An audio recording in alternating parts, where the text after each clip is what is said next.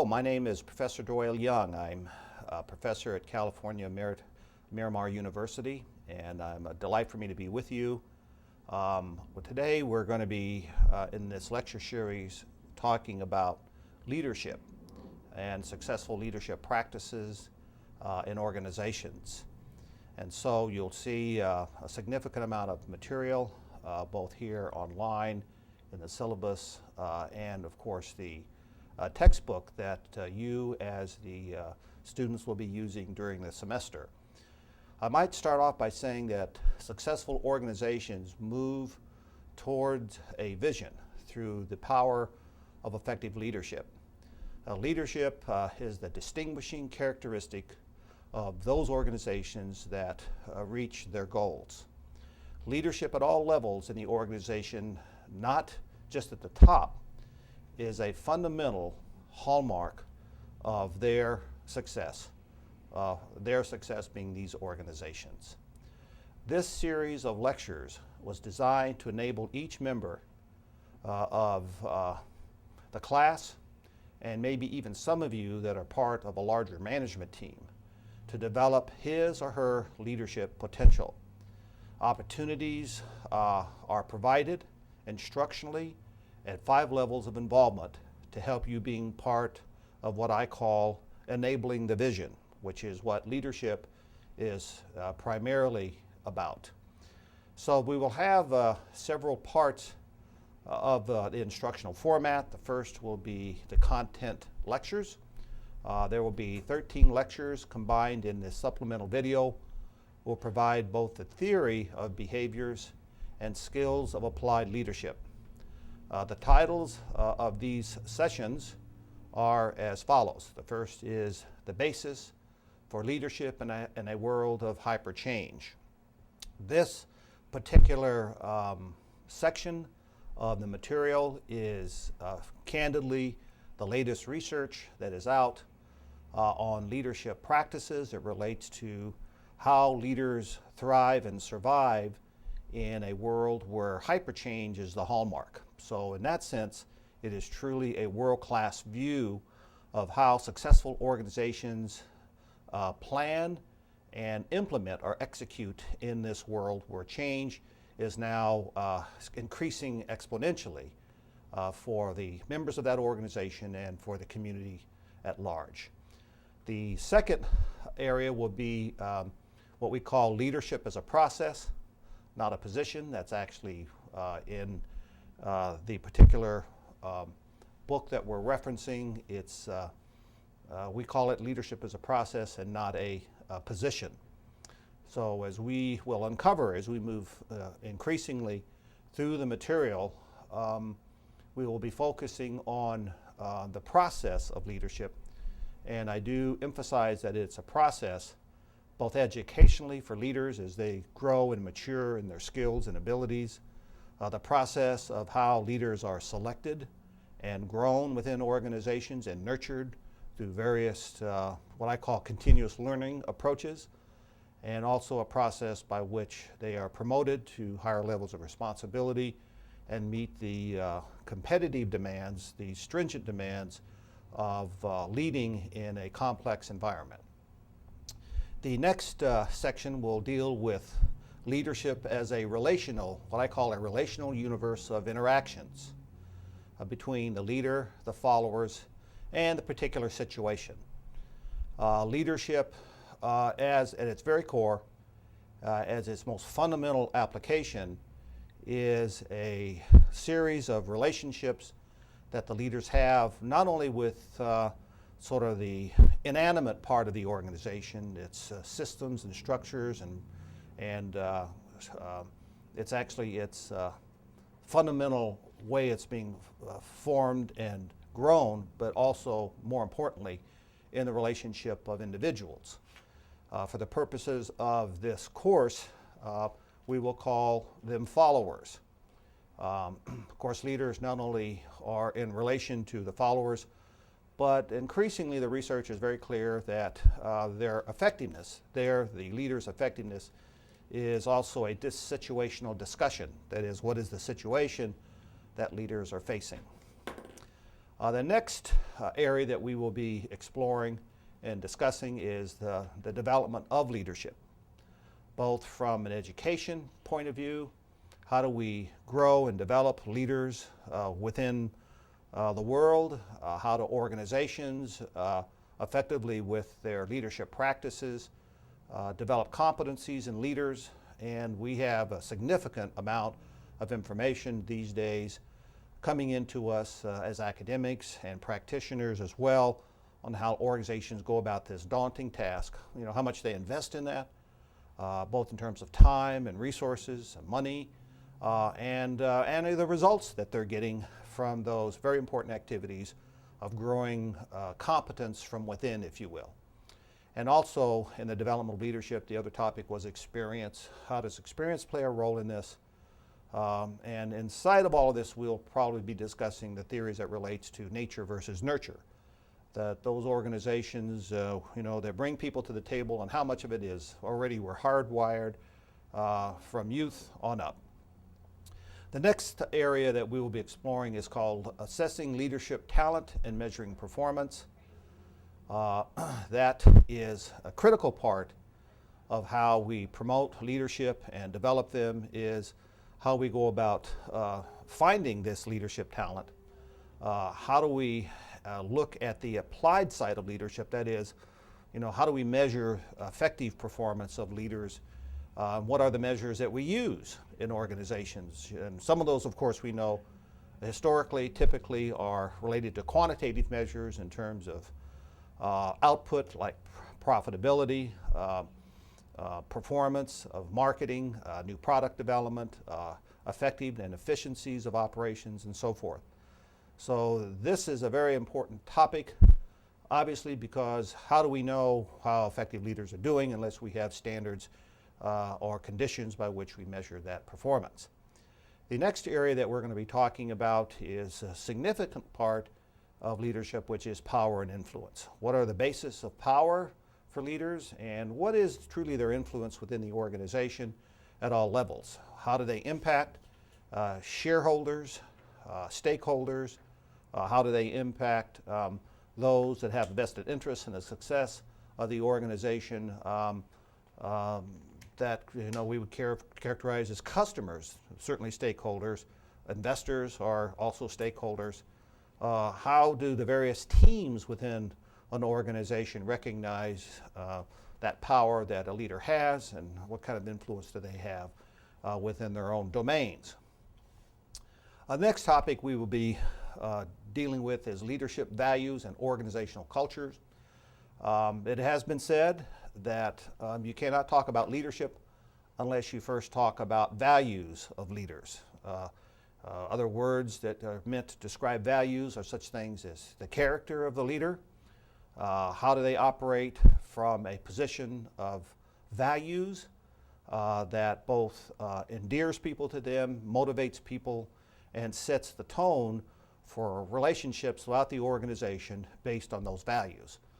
Also, we recognize today that the world is full of course, millions of organizations, and each of those have their own culture. The culture of how they make decisions, how they plan, how they motivate, how they move forward with processes and programs, how they manage, for example, projects. So those cultures are essentially will define how that organization does a myriad of things, and how the leadership is a stakeholder in those cultures, and how they either promote those cultures, or actually in some cases they're there to change the cultures. We're seeing that a lot today throughout the world. The next content area will be what we characterize as leadership traits and emotional intelligence. The ET area, or EI area, is an area of great emphasis today, which is what are the basis for an intelligence based on how people are grouped together, or affiliated, affirmed in reading and motivating other people that work with them.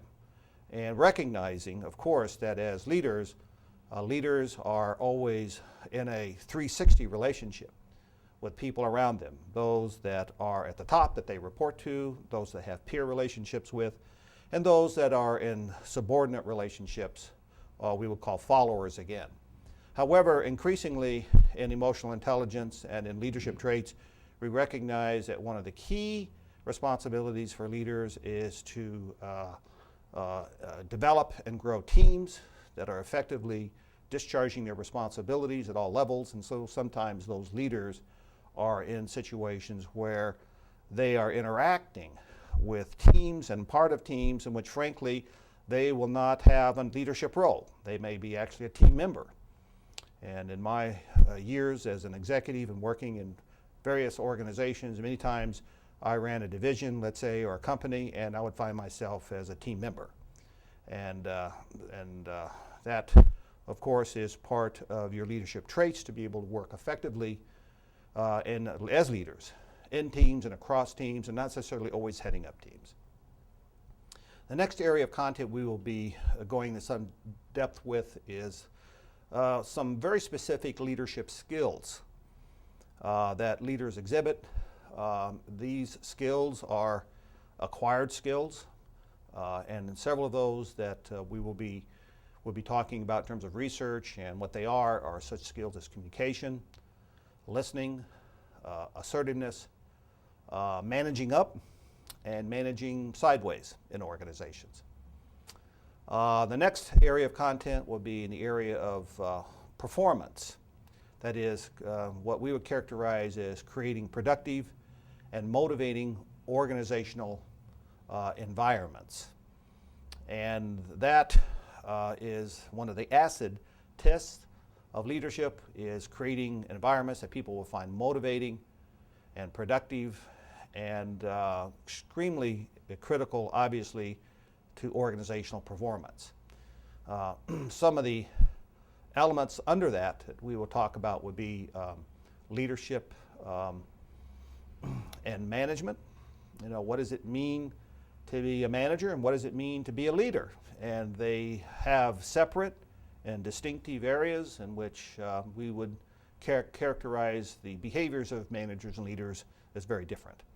The next area would be that I would call a productive leadership environment that we referenced earlier. What are the characteristics and traits of those environments? What do they look like? What will it be like for you to see them? And how do you know you're looking at a productive leadership environment? Next area, as we talked about a little bit more, will be leadership and communication, and the problem solving, and lastly, the problem solving and decision making. The next content area that we're dealing with will be groups, teams, and leadership and performance management.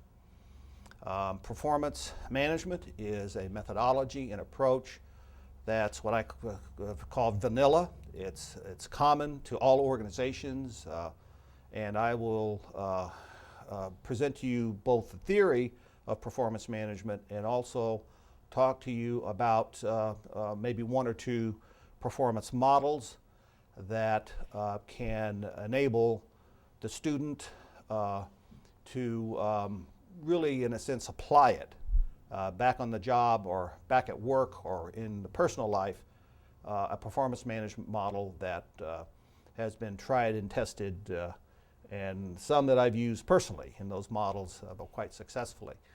But whenever we talk about leadership, we need to talk about the leader's ability to impact groups, to grow groups, as well as to impact and grow teams. But all of this in relationship to the environment, again, for effective growth of those groups and teams, and also for as it relates to performance. The next content area which we will be discussing will be leadership development theories and models. This is a topic that is full of the latest research from all over the world of how leadership comes about, and comparing the effectiveness of leaders through taking a look at different models of how leaders approach work, how they deal with emerging and diverse situations, some of the challenges that leaders have in this area too. The next content area that actually we will be putting up first after this initial intro will be an area that I think is actually probably again, the most impactful area, most important area for leaders to deal with. And I opened up this initial video overview with talking about it, and that is, how do leaders, how do they create conditions to react in the world to the hyper change that the world is experiencing today. So we've, while in the content of the text, it is the last chapter, I think it important enough to bring it back up front to talk about how do leaders thrive and survive in a world of hyper change. Put another way, how do leaders create the capacity for change in an organization that is going to use, and here's the key sort of soundbite, how do leaders use change as a competitive weapon? I'll say that again. How to leaders use change as a competitive weapon. And the evidence is very clear, many years of research, that effective leaders use change as a weapon. They take the natural change which is in the world and they use it in a very effective way to innovate and create products and services that meet the demands of a changing world. So we're going to be spending a fair amount of time of talking about that. The last area of some discussion will be some, and I know we referenced it a little bit earlier in my talk here, but we're going to talk about leadership, particular leadership skills like goal setting, conducting meetings, managing conflict, the artful craft of negotiation, problem solving, improving creativity and innovation within an organization. Of course, important for leaders to be able to diagnose performance problems. And lastly, in terms of the content, will be what we would characterize as a team building at the top. It's very important for what we would characterize as C-level executives. And I was asked the other day what C meant. And C refers to any organizational title that starts with the word chief. So it would be chief executive officer, chief financial officer, chief development officer, chief marketing officer, chief strategist in the organization. These are typically, of course, senior level people who've been charged with responsibility by the board or by the governing community or governing body of the organization to discharge the responsibility of the mission and vision back to the public in which that organization is created to serve. That public is, we know, not a different kinds of publics. That public includes the employees of the organization or shareholders, maybe suppliers. Most recently in the news has been topics of Toyota and the massive recall that's underway. So in that situation, of course, the stakeholders would be the people that own those cars and what they go through in order with the anxieties and concerns they have over the functioning of that car. So the responsibilities of key leadership in these organizations, we're going to talk about that in the series about the tools and methods and techniques those leaders use to create value in the marketplace, or value if they're a service-driven organization. And we're not only, I might posit here, and we're not only talking about organizations that exist in a for-profit mode, but also those in a non-profit or not-for-profit. Those that have a service function, serving a community of people. It might be a hospital, might be an association, it might be a government body or an agency or a community organization.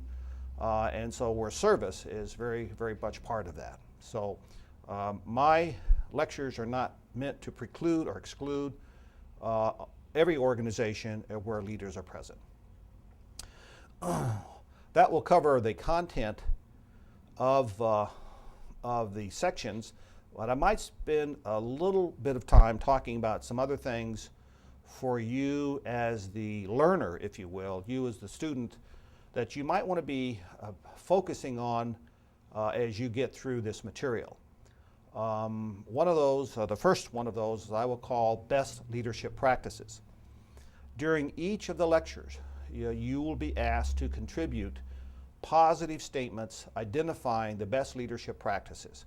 You will be given a case, and those cases sometimes, as you know, as students, preclude the actual lecture of the content. So you will be given best practices. You'll be asked to analyze a case in which you have a situation that's emerging. It might be typically a manager or leader who's confronted with some obstacles or challenges. There's a set of issues and concerns and expectations that are set up in that situation, and you're asked as an individual or part of a breakout group in the case study to to tell us how you would solve the problem, or how you'd address it, or what kind of factors are associated with the issue. So out of this, I think I would challenge you as the leader to be thinking about, in terms of what you're learning, are there some practices that you make for effective leadership? And so those will be kinds of things that as you get through this, you might want to even take out a separate piece of paper and say, put at the top, best leadership practices. Those things that strike you as important sort of aha moments that you may either apply to yourself, or those where you're a steward, if you're in a leadership role, that you think that you might want to understand better or effectively learn. They might be, again, tools or methods or practices that you think are particularly important. And this is applied to your own development as leaders. Okay? So these will be included in a document for the guidance of your leadership skills. That's your own document. Next is I would challenge you as the learners is an area that I call the unit effectiveness plan. And I say unit is a word that would apply that if you're here in this class as part of tuition reimbursement, but say the company's paying for this, or you're paying for it on your own and you see some application to this back at work, you might want to have a separate piece of paper at the top that says unit effectiveness plan. You will submit exercises that we give you as part of the class to increase the effectiveness of a particular case study. This comes out of sort of my earlier comment about best practices.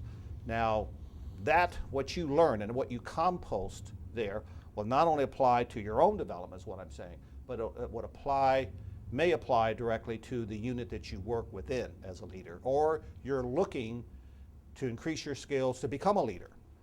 So you will develop the content of this plan during the lesson and its sessions. The next area that we will be talking about is the area of what I would call your involvement in the learning process. And I just want to make a few statements about this. Obviously, if you're in this class, you're a dedicated learner. I think it's particularly important as learners to be dedicated to what I call a pattern of continuous learning throughout one's life. I am now in my 60s and have been an active, engaged learner for the most part ever since I was about 10 years old, following various universities. And even when I'm not attending a university, teaching, which is provides a lot of structure for us professors because we have to always be on top of a lot of content, do a lot of reading. And so, my practice has been a lifetime of continuous learning and application, and that's always served me particularly well.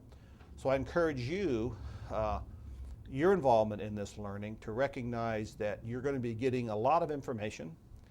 You're going to be into what I call a world of a semantic jungle.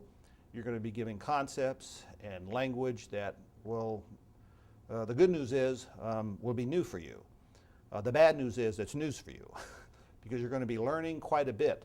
And I would say be patient with the process. There's a fair amount of memorizing that needs to take place to understand what the language means. And so your involvement in this learning process is both for the purposes of this class at the theory and the application level. You will learn how to take the first steps in applying the competencies associated with effective leaders within your own leadership style and in the unit operation as you go back to work and you apply some of this to your own growth again and to the unit where you may work within.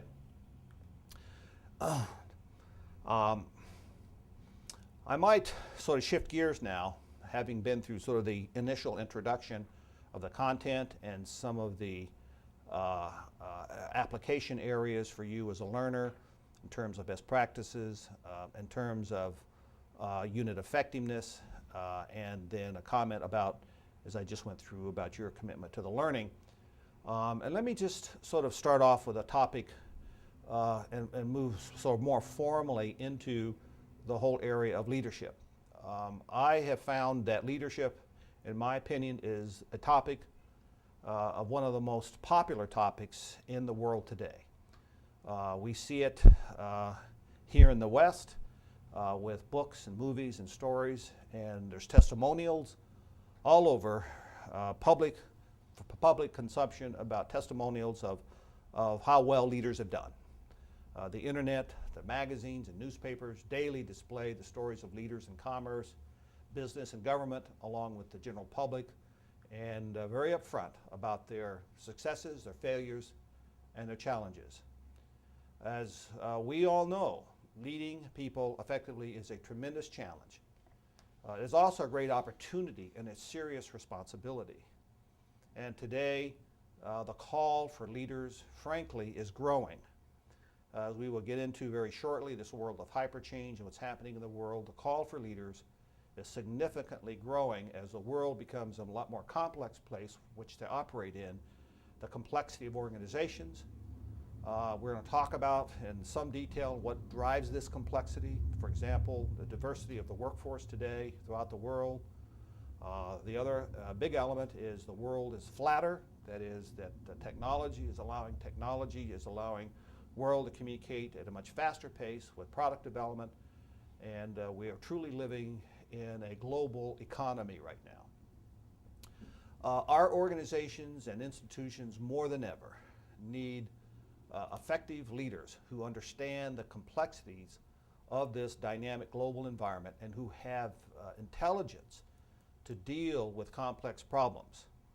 And all this with the sensitivity, the abilities, and the ethics to deal with a complex set of problems and that will always strive for excellence. Leaders, as we know, have existed in man's short existence on Earth since the very beginning. Every civilization on Earth has depended on leaders, reviling them or revering them. And we recognize that without followers, leaders can do nothing. It is the strength of their followers, the leaders' followers, that moves history. We must also remember that many popular leaders have been shunned by history. For example, after becoming a hero after World War II, Winston Churchill was removed from office. And in all parts of the world, the leaders have been raised, and they have been, again, revered or vilified or reviled by the organizations or the people that they have served. For our organizations, as a subject of this lecture, to be effective, those organizations, leaders must function to help the organization function successfully. We must be able to select and demystify what it means to be a leader. Because the process of leading others to achieve organizational goals are applicable in any institutional setting, this course presents a broad view and analysis of the field of leadership with application to both businesses and other organizations. Current research, as I was referencing earlier, will go into demystifying leadership and teaching it to the rest of us, mortals.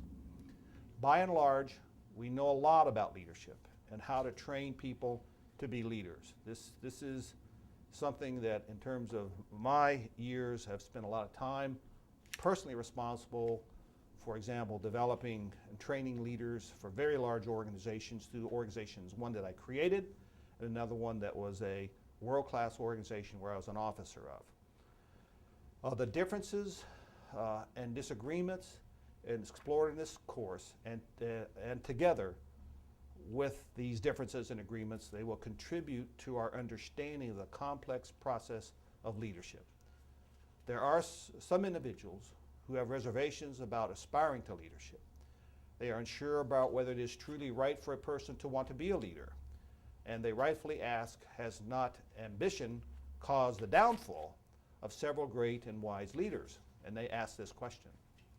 Shakespeare expressed a profound truth when his character Wolsey said to the great English general Cromwell, I charge thee, fling away ambitions, by that sin fell the angels. How can a man then, the image of his maker, hopefully to profit by it? So I would be remiss as a lecturer on this topic of leadership to not talk about an important part of leadership, which I call spiritual leadership. A large contingent of people of faith openly warned of the hubris of pride when one lifts oneself without the proper anointing of God. Yet the leaders who have strong voices in their faith also proclaim that when our ambitions are to be effective in the service of a God, as they say, to realize God's highest potential for their lives, they would say that this is the right path. So leadership, seen in this particular situation, is an honorable ambition, especially when that ambition is focused on honoring the time-tested values for various faiths, for our society's norms, and the values that are reflected in those societies in which we operate every day. However, in the West, these honorable ambitions are being tested today with the rise of leaders who have failed the test of character. For example, in the West, we are leading many of our business leaders to prison and handcuffs because of their failure around the question of honesty and integrity. So the word ambition, to go with that a little bit further, comes from a Latin word meaning campaigning for promotion. The phrase suggests a variety of elements: social visibility and approval, popularity, peer recognition, the exercise of authority over others. And so the ambitious people, in this sense, enjoy the power that comes with money and authority. There is a growing chorus of voices worldwide that promotes shunning such ego-driven ambitions. As your professor, I would not be completely thorough in my lectures if I did not share my own opinion. And my opinion is true greatness, true leadership is found in giving yourself in service to others, not in coaxing or inducing others to serve you. True service is never without cost. Often it comes with painful baptism of suffering. The true leader is focused on the service he or she can render to a higher power in other people, not on the residuals or necessarily perks of high office. So in that situation, true leadership, in that regard, we must aim to put more into life. If you follow the thinking, then we take out of it. And the final estimate of men shows that history cares not an iota for the rank or title of a person has borne or in the office held, but only on the quality of their deeds and the character of their mind and heart. I challenge each of you to become real leaders, and I look forward to the continuing with this supplemental lecture for you, and look forward to seeing you in class someday very shortly. Thank you very much.